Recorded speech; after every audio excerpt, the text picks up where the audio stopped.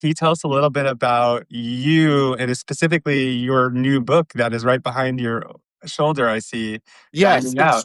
right here. You can see that right there. It's called Dining Out. It's a history of America's LGBTQ restaurants.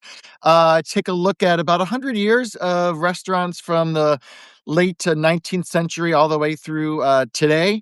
I am not a chef. I don't cook. I make a pretty good chocolate chip cookie, but I love to eat in restaurants. So that's my expertise in the book. And I just grew up with gay restaurants, and I said, you know what? I'm going to write this book that's never been written before about gay restaurants, and so here we are, a couple years later.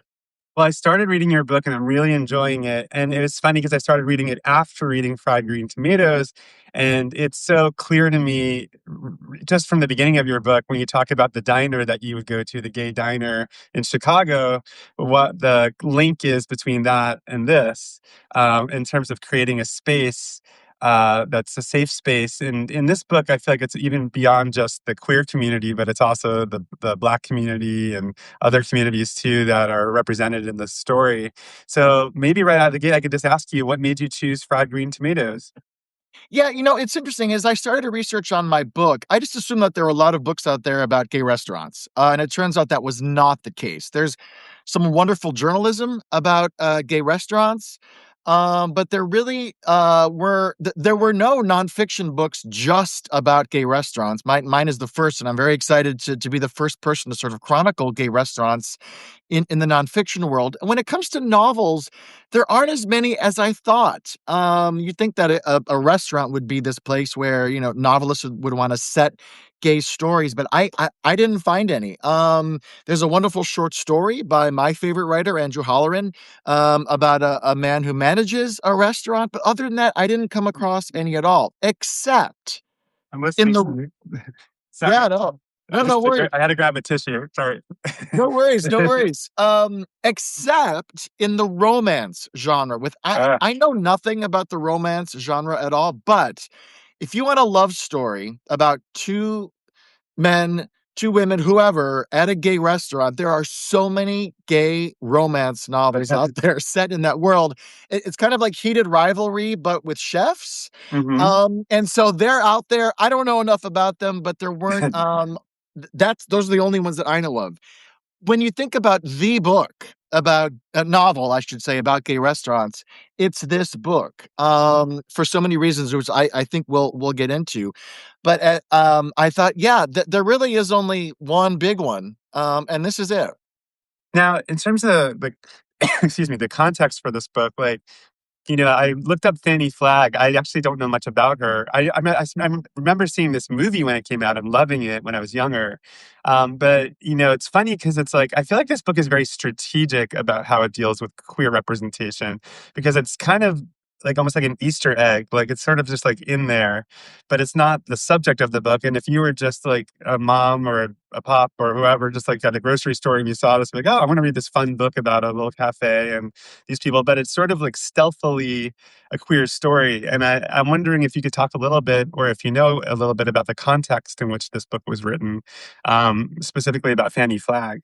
Yeah, I don't know too much about her specifically, but her in writing this, it's very much of its time. Mhm. I think the book and the movie, interestingly, I think it's possible to experience both and not really get that they're lesbians. I think there are Right. people out there who would like, oh, they're just good friends, they're longtime business partners, whatever. But I'm not sure if you necessarily get that. And I'm a Gen Xer. I grew up, I came out and came of age in the 90s. So, back then that wasn't unusual. People who knew. And so I think I really give a lot of credit to Fanny Flagg for putting it in there. Yeah. And the people who sort of picked up on it would absolutely get it. And the people who didn't, maybe didn't. But that's not that strange for a gay storyline, in this case, a lesbian storyline, to really sort of be there, but not be there. The movie does a little bit more of giving the two women a sense of these are women in a relationship. But again, could people watch the movie and not realize that? I suppose. But even queer movies at that time didn't necessarily sort of like put it in your face as we sort of know the queer stories to be today in novels or in film, but that was very much of its time, and I think people got from it what they wanted to see. And if you understood that this was about two women in a relationship, I think it really meant a lot, even as coded as Hmm. it was. I think that still meant a lot to people who read it and then saw the movie. Well, one thing I discovered about Fanny Flagg is that she herself was a lesbian, which I thought was interesting too, because Yeah. I didn't know anything about her. And I think she was in a relationship with Rita Mae Brown, who was another kind of popular novelist. So it's sort of just like a fascinating. I'm sure there's a story within the story about how she wrote this book and why she wrote this book. Um, but in the novel, it's funny because I didn't rewatch the movie on purpose because I wanted to really concentrate on the novel. But I know you just watched the movie, I but I did. think I think it's a little bit hard to. I mean, if I was just reading this novel, the fact that Iggy is so heartbroken when Ruth goes to get married to another man, and that basically the story kind of hinges on that idea because the other man turns out to be abusive, and then they kind of, I think, cook him into some barbecue, which is a great twist. Right. Spoiler. Yeah. Yeah, spoiler alert. But I would imagine like it would be hard to understand this story. It's like almost like they don't say the word lesbian, but they definitely like the fact that she's in love with Ruth is pretty much clear and explicit in the book that she loves her and she's heartbroken and she wants to be with her. And then they sort of raise a kid together. So it's sort of just there. But moving along, I feel like the book is as much about race in a lot of ways as it is about sexuality. And I was thinking a lot about the idea of safe spaces and, this sort of space that the Whistle Stop Cafe becomes in the story, and how it's a safe space not just for Ruth and Iggy, but also for the Black community that works there. And especially there's a great sequence in the book. I'm not sure if it's in the movie where the Ku Klux Klan comes to kind of scare them away.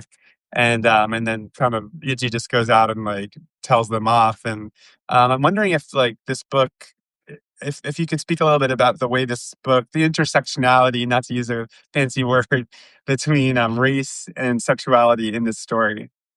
Yeah, I think it's really interesting. The book really sort of takes a deep dive into the racial politics of the day. That's seen in the book, but when the Klan comes is very much in the film.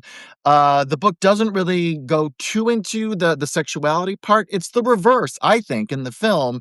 The film really you sort of do get a sense of these women are in a relationship, and the Black characters are there and very strong, but they're very much supporting. So it's kind of this weird sort of swap the way that the book treated race and the film treated race. And I really do recommend if you've read the book to see the film. It's a very different kind of experience. And we can maybe get into that more too. But yeah, I think what the book does so well is it just isn't afraid to go there. It went in terms of talking about this restaurant as a safe space for really anyone who feels sort of again, not to use a fancy 2026 word, but othered. If we're talking Alabama, they didn't use that word back in Alabama in the 30s, Yeah. but they're really that's what they're doing. And I think Yeah. gay restaurants for so long have been open to people who were different, whether they were queer or because of their race or whatever. Did queer restaurants also have very strong elements of racism in them? Absolutely. But at the end of the day, I think they were still places where if you were queer, you knew that this was a place where you could go. And I think the book really does do a wonderful job of sort of casting this wide net in terms of characters and their sexualities and race and economics. I mean, it all sort of comes together in this one diner, which I have a whole chapter on diners in my book. Diners have long been these places that sort of flattened out differences. At a diner, you can be young, you can be an elder. Diners tend to be kind of more affordable, so you don't have to have a lot of money to go to a diner. There are places where everyone is welcome, and I think this diner is a really good example of the ways in which sexuality and race, in this lesbian diner, I guess, if you will, have always been with us and will continue to be part of what it means to be a queer restaurant. Yeah, I'm thinking of the only other thing that comes to mind that's like that for me is Queer as Folk, the original Queer as Folk. I think had a diner in it, and it sort of was like the safe space where everybody came. I could be making that up because it's been years since I watched it, but No, you're absolutely right. Yeah, Sharon Glass played right, the right, the mama bear server with the, she wore pride buttons and, just welcomed everyone to that diner space. Yeah, that's a really fantastic example yeah, of a TV show in this case that shows what a diner can be to a community. In that case, in Pittsburgh, it shows you what that can be, how much that can mean to the yeah. community. Well, I came out when I was in Atlanta and I was in college and I was way back in the Paleozoic era. But I do remember in Atlanta, in Midtown Atlanta, there was a coffee shop, Caribou Coffee, and there was a queer bookstore, and there was a place called the Flying Biscuit, which was started by the Indigo Girls. I was Uh, just there not long ago. Yep. okay, great. And I just remember feeling like all of it just felt important to me. Like in that, especially in that period of my life when I was 18, 19, just discovering myself and needed a place to go. And even just like look around and just see other queer people. And just even if they were just sitting there reading a book or like typing on their laptop, it became like kind of a reinforcement of a sense of of who I wanted to be and how to be that person. So I think it's such a rich topic for your book and also for this book. But one thing I wanted to talk to you about, for me, like the two stories in the book, the two main stories are yeah, I was about to say Kathy Bates and Jessica Tandy, but it's Evelyn and Mrs. No, I'm blanking. Clear Threadgood, Mrs. Yeah. Threadgood, and then Iggy and Ruth. And to me, like the thematic overlap is this idea of feeding and nurture and caring for another person through food. Because in the Evelyn, Mrs. Threadgood story, she's bringing her candy and bringing her sweets, which I loved so much because it as somebody who's like a gourmet cookbook collector, like fancy food writer, whatever, it's like the gesture in and of itself is meaningful. It's like you could bring somebody, M&Ms if they are craving sweets, and that's just as meaningful as making a whole stew or something. So Yeah. I loved that element. But can you talk a little bit about what thematically for you connects the two stories in the book, the Evelyn, Mrs. Threadgood, and the Ruth and Iggy, and how the food sort of weaves its way through all of it. Yeah, I think that's a really good point. Look, I'm a vegetarian, so I didn't go so much for the fried chicken part of the book, but I did for the pies. Yeah, And so let's talk about sweets. yeah, okay, of I course. think, there's a wonderful scene in the movie, and it's also in the book too, where just come in, have a slice of pie. It's this simple act of having this sweet. I'm sure they made. I just picture in my head these were really good pies. That's what I'm thinking they were. And that's it seems small, but it does mean a lot for people to just come in and have a piece of pie, and for to bring chocolates. Maybe she wasn't given sweets at the nursing home where she lives, and so to sneak it in there like that. I mean, look, just to tell you my thoughts on this, one of my favorite memories is a diner in Chicago called the Melrose Diner, and every meal I ended it with a little sundae cup of rice pudding. When my favorite desserts is rice pudding, and Okay. I can still like that sense memory of like what the Melrose Diner's rice pudding was sticks with me almost more than anything else that I used to get at the Melrose, which I ate at the Melrose like 3 times a week for 5 years. So, Wow. but I can still taste the vanilla and the whipped cream and the cinnamon sprinkled a la minute right before it came to my table. Like those Yeah. memories, for me, sweets have always done that. And I think it's the same thing in the book and certainly in the film. I mean, there's a maybe we'll get to this, but there are recipes in the back of my Yeah. copy of the book for some No, there sweets that are. I want to make. You should come over and we'll cook together. I am there. As I said, I don't know how to do that, but I would love to come over. Let's make some pie, Adam. That sounds great. Yeah, pecan pie. So yeah, these are recipes. If you don't own the book, there's recipes for pecan pie and coconut cream pie and cornbread and buttermilk biscuits. I bought buttermilk when I got back from my trip, so I am going to Great. make biscuits. So in terms of the centerpiece of this book is about food. I think the secret at the heart of the book is and then spoil this is a major spoiler if you haven't read the book, but they do kill somebody and they do cook them into barbecue. But it's never explicitly said. It's just sort of like you sort of have to kind of piece it together because the cops come to look for the ex-husband guy, and they kind of look into the pot and they see what they think is pigs because they just killed a bunch of pigs. Now, but in terms of the metaphor or the symbolism of it, is there anything more to it than just the fun of the story, or you think does it go deeper than that? Is there some kind of deeper allegory about how stretching with the food meanings are in the book, or is it just a fun little twist? Yeah, look, my other guilty pleasure in addition to rice pudding are horror movies. So I watch a lot of horror movies. So to me, when that happened, it was sort of like, okay, well, yeah, that's just what horror does. It holds a mirror up to the world and to our fears and lets us Mhm. process fears and traumas and kill those fears and those traumas. So I think that's very much sort of very literally Uh-huh. took that killing of the things that scare us and that make us feel terror. It's a very literal interpretation of that, which seems a little out of place for this book. It's kind of this kindly, nice book, and then it does take this like very dark horror movie twist at the end. Doesn't spend a lot of time on it, so don't get too Yeah. scared away by it. But it was a little shocking. It was kind of shocking to think, oh, there's this, hit of horror there.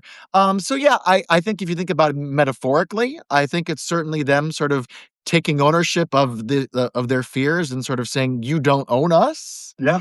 But also it's just kinda gross, I Yeah. think it's kind of as a horror fan, it was kind of awesome to me that they decided, "This is what we're gonna do with the body, Yep. and we're going to serve it to the people who have been tormenting us." I kind of love that.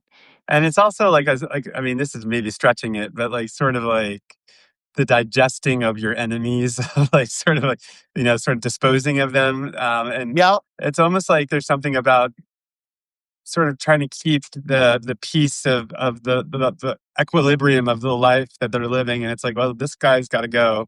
And it's like, yeah, we were just going to eat him up and do away with that. Uh, it's funny. Like I hadn't written down this question, but there's an element of this book that it might be a little dated. I don't know, and I don't know if it's in the movie, but about Evelyn struggling with her weight, and at yeah. the end of the book, she sort of goes to a weight loss center and then loses the weight, and it's sort of her victory in a way. But do you think if this book were written today, that would still be the arc, or you feel like that's sort of a function of its time?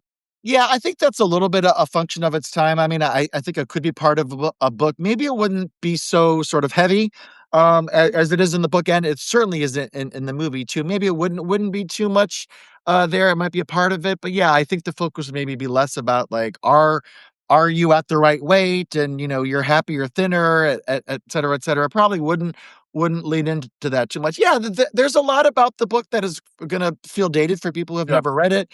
For sure, certainly some of the language yeah, is we wouldn't use language today, and I think that question you just asked is one of them.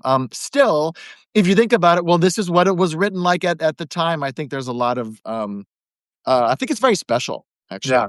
It is very special. Well, I was going to ask you. I know that you're a critic and that you write for the New York Times, and it's funny to like kind of place this book. Like, it's so folksy in a way and stealthy. I kind of feel like it could be easily dismissed as like a kind of a throwaway, like something you keep in your bathroom or something just to read for fun. But like, Yeah. do you think this rises to the level of great literature, or do you feel like this is just a fun book to have? I mean, where do you think it sits in the canon of literature or American literature?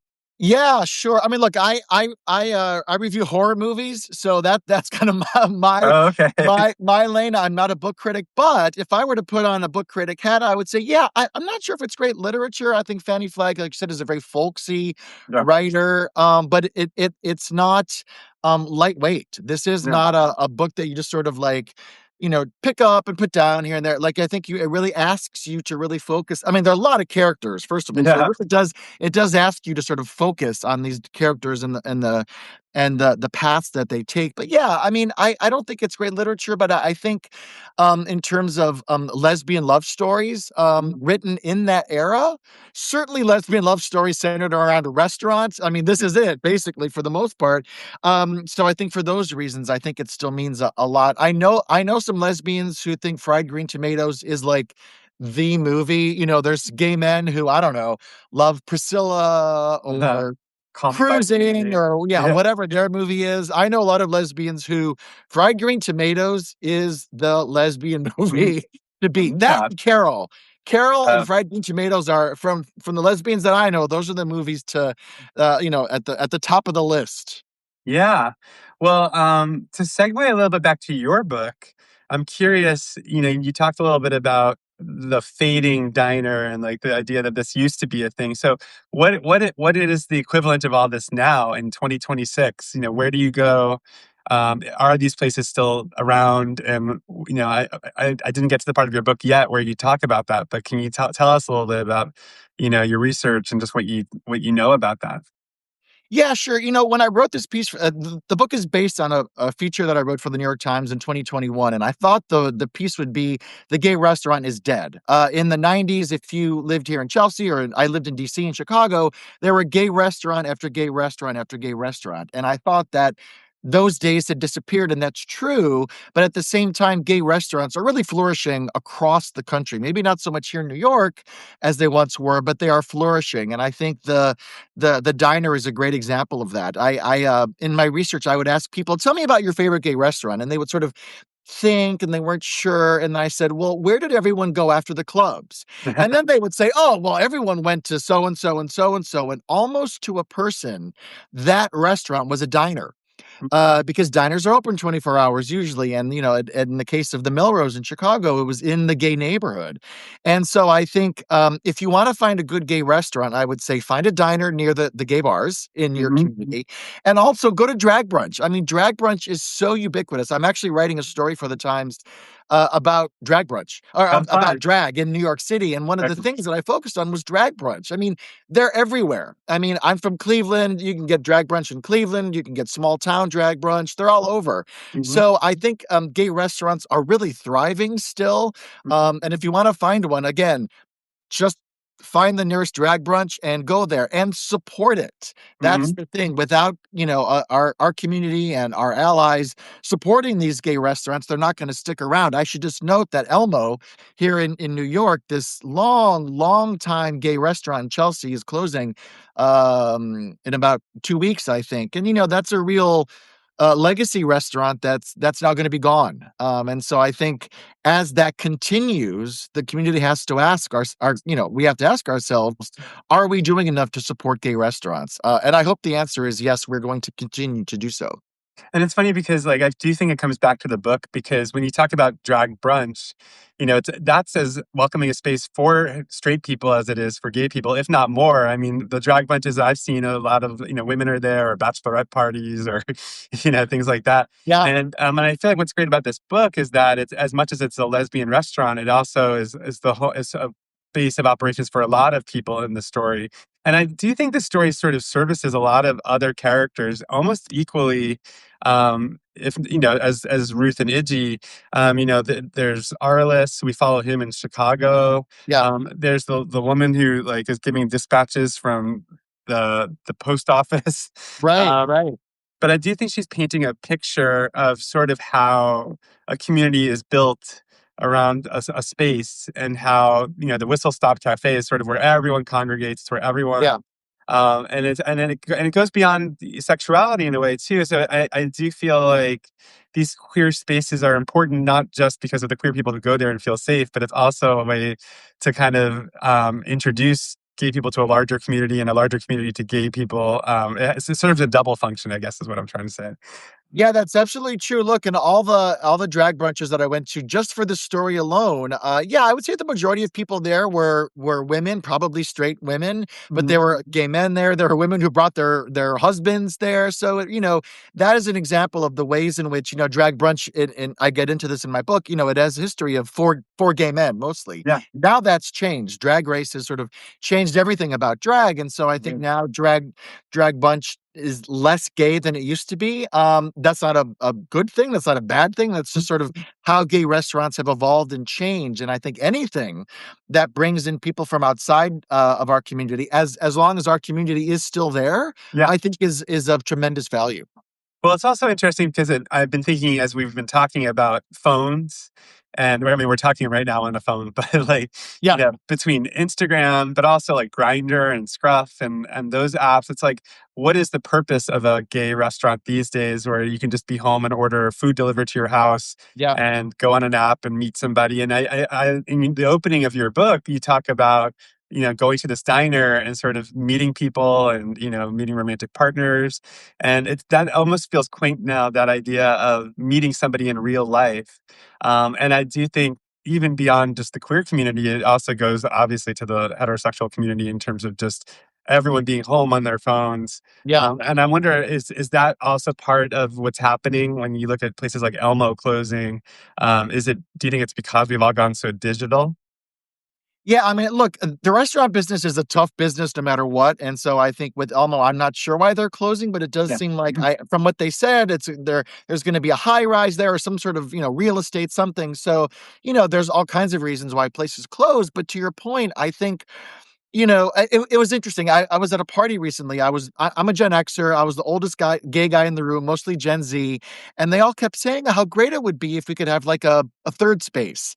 This idea of it's not a club, it's not work, it's not it's not home or whatever. It's this space where we can go and it's not about music or drinking or getting wasted or whatever. It's just about this third space where we can have conversations. And I felt like saying, we used to have those in the 90s. They were called gay coffee shops, Yes, Big totally. Cup here in New York, Pop Yes. Stop in Washington, all these places that were I used to hang out at Big Cup here in Chelsea for hours just having coffee and their kind of mediocre Rice Krispie treats and like cruising, the guys in the dining room. And, if you want that kind of space again, gay people, queer Yeah. people, make it because I think people would go. I We have had that one. a funny experience at the Big Cup. When I first went there, Yeah. I just moved to New York. I was in my 20s, and I went to the Big Cup, and there was the cutest guy working there, like a cutest barista.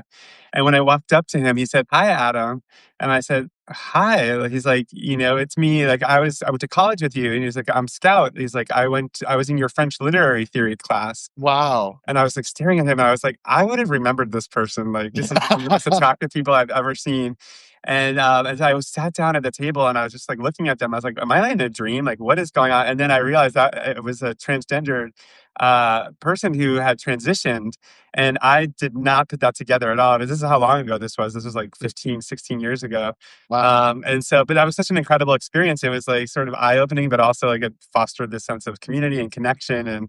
And I was going to tell you that Joe, the coffee shop on Waverly, the original Joe on Gay Street in Waverly was Yeah. my version of the Big Cup, and that's actually where I first laid eyes on my husband because he was Oh, there working across from me, and he wasn't really out yet, and so we kind of locked eyes, and then I found him on Friendster.com, and then we kind of connected. So, but I interrupted you. You were still talking when I no, took that. no, you made my point exactly, which is that that's what the Big Cup was. It was this place where, yes, you could cruise if you were, looking for that. You could meet people that you might never, ever, ever meet, and you're not on your phone, ignoring the world around you. You had to interact with people because you didn't have the crutch of the phone. You Yeah. had to talk and meet to other people, and I think there's a thirst for that Yes. for younger queer people and older queer people to have that same kind of connection without this thing in your hand at all times. And I think if we were to bring back those types of spaces, and look, they're out there, but I wish there were Yes. more. I think queer people would really find that that's a way to meet people in a way that you could meet friends, you could meet a romantic partner, a sexual partner, whatever you're looking for. But you have to do that face to face. You have to get off your phone and do that over a cup of coffee. I mean, like that to me is just, I have such wonderful memories of just sitting there all day reading a book and having coffee And with that's the other thing with is like, all gay men, in the room. yeah. Well, we all have our laptops now too. It's not just a Yeah, phone. So it's like when you go to a coffee shop now, it feels like an office. I mean, yeah. everybody is on their laptops. But no, it was funny when I first went to the one, the Joe on Waverly. It was like Amy Sedaris was selling cupcakes there. Oh, right. Yeah, And it was like all these cool things. Like John Cameron Mitchell was there, Jesse Tyler Ferguson. It was just like such a cool space. that's Well, great. we've been talking for half an hour, so I'm going to open up the conversation to the chat. If anybody has any questions for Erik about fried green tomatoes or about his book, Dining Out, please contribute below and we'll ask the question. But did we cover everything you wanted to cover about this book? I mean, how are you feeling about our conversation? Yeah, I think so. Maybe Adam, I can ask you a question. If Sure. I'm a journalist, I'm nosy that Yes. way. Maybe I could ask you a question. I've never lived in the South. You lived in Atlanta for a while. This feels so Southern to me, like the biscuits, and it's literally called fried green tomatoes. And I just wondered if you had any other. There's a whole chapter on Atlanta in my book about this crazy crazy restaurant called Gallus, and I'm wondering if you is there something different about a queer restaurant in the South that you think this book really sort of speaks to? It's a different generation, but is there something different about Oh yeah, being I have queer to in show the you this South? book. I'm not sure if you encountered this. Sorry, I'm stepping out of the Finlos to find it. Sorry, this is bad form, but It's all good. I'm looking for a book. Um, oh my God, where is it? Okay, this is bad. Well, I was looking for The Gift of Southern Cooking by Scott Peacock and Edna Lewis. I just love that story. I don't know if you're familiar with it, but Scott Peacock is a Southern chef, and he was the chef at the governor's house mansion in Atlanta, and he was tapped by Emily Saliers of Indigo Girls to open a restaurant called her restaurant Watershed. Oh, And when he opened it, he invited Edna Lewis, who is the preeminent Black chef, female chef in America. I mean, she'd written The Gift of Southern Cooking, or not The Gift of Southern Cooking. She'd written a bunch of books too. And so they became friends and roommates, and they lived together. Well, she was in her 80s, and he was like in his 40s. I got this story wrong once in my newsletter, and Scott wrote me, he's like, "You have the story wrong." So I'm like extra neurotic right now, but okay. that was one of my favorite places in Atlanta because of exactly what you're talking about, the sense of community, the Yeah. sense of a clear space. But in terms of Southern culture, like I found the South so welcoming and so non-judgmental. I mean, if it's like the classic thing, it's like everyone's nice to your face, and maybe they're like gossiping Yeah. behind your back. But Right. no, it was such a great place to come out. I mean, I have friends that I made in Atlanta at the gay bar it's still there, Blake's. I don't know if you went to Oh, Blake's. yeah, sure. I did go to the Blakes. Yeah. But I still have friends from my first night ever at a gay bar. I met my friend Jimmy, Oh, and like my husband is going to stay with Jimmy in LA next week. And so it's just like and it might not just be Atlanta. It might have just been that period of my life. But I really do miss the South and that, and especially Atlanta, because Atlanta almost reminds me of Berlin in a weird oh, way, in the sense that it's a very modern city, but it has such a horrible past. yeah. And the way it reconciles those two things, Interesting. living up, acknowledging the past while also marching forward. Yeah. But and you said you were just in Atlanta? Well, I was in Atlanta doing research on the book because I wanted to sort of get a sense of the community and if I could take a time machine Yeah. to one restaurant in my book. It's long closed. It's Gallus, which was a restaurant in Midtown. RuPaul went there, Lady Bunny.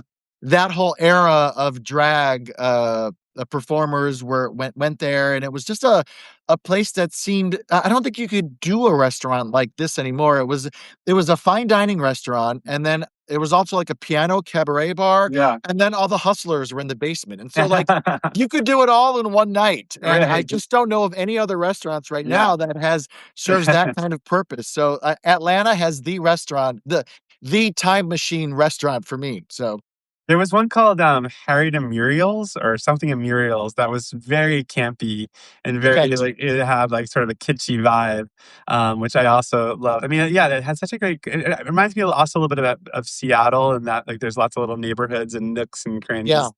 Um, well, Erik, this has been delightful. I'm so glad that you chose this book, and I'm so excited to keep reading your book. Thank you so much. Yeah, it's been here. It is right here. Yeah, dining Here we out. go. Everyone should get a Dining out. copy. Yeah, Yes. no, it's been a really fun journey the past couple of years to write about queer restaurants, and I'm they're thriving. So Yes. go support your local gay restaurant. Is there one right now that we should know about in New York that we should all go to? Yeah, there's 2. One is fine dining, it's called Hags, it's Oh in the yeah, East Village, it's like it's a tw I think it's 12 seats, yeah. but it is absolutely delicious. They're in my book, and I call them sort of the vanguard of queer dining. It's very the chef there was just named Food and Wine's one of 10 best chefs in the country. I mean, like, fine dining, delicious. Tell you And then justice, right? Is that tell you justice? Is tell that right? Yeah. Telly is fantastic. They when you walk in, they have buttons that you can put on that have your pronouns, which I've never seen that at any other restaurant. So it's a very queer, sort of forward-thinking kind of space. The other is I just wrote about this restaurant for my article. It's called Fresco's Grand Cantina in Astoria, and they had the best drag show I've seen in a long drag brunch show that I've seen in a very long time. So if you are in Astoria or ever get there, Fresco's Grand Cantina was an absolute hoot. So those are 2 places that I would highly recommend. Well, I love that. Well, we'll have to do an amateur gourmet newsletter meetup at one of those places, and Absolutely. we'll bring you there. Well, thanks so much, Eric, and have a good rest of your day. And I'm coming over for pie, Adam. Yeah, come on over. You're invited. All right. I'll see you Thank soon. you. Bye. Bye.